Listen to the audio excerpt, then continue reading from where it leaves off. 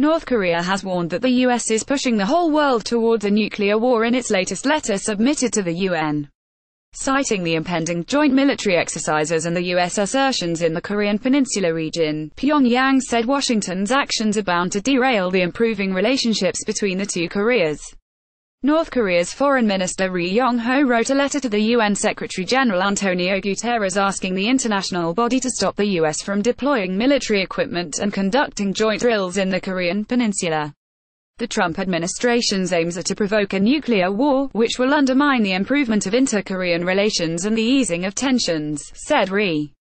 The top North Korean authority asked the UN chief not to remain a mute spectator against what he called the U.S. dangerous game of aggravating the situation in and around the Korean Peninsula and driving the whole world into a possible disaster of nuclear war. Tensions in Korean Peninsula sharply escalated in 2017 with the North defiantly indulging in missile launches and pursuing its nuclear program.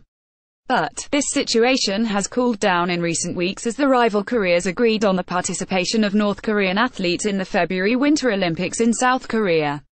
Ri had accused the U.S. of intentionally destabilizing the situation in the region by drafting in more assets including aircraft carrier-led strike groups threatening a preemptive strike on North Korea. This is a primary factor which would block the inter-Korean reconciliation process and drive the situation of the Korean Peninsula into an unpredictable dangerous phase, added Ri, asking the top UN body of Security Council to take up the matter.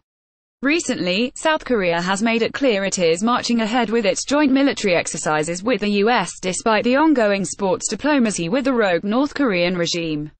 The U.S. and South Korea, key allies facing an increasing threat from North Korea, usually conduct key resolve info legal at the start of spring season in the country. But the two countries have said they are delaying the exercises due to the Pyeongchang Winter Olympics and Paralympics in February this year.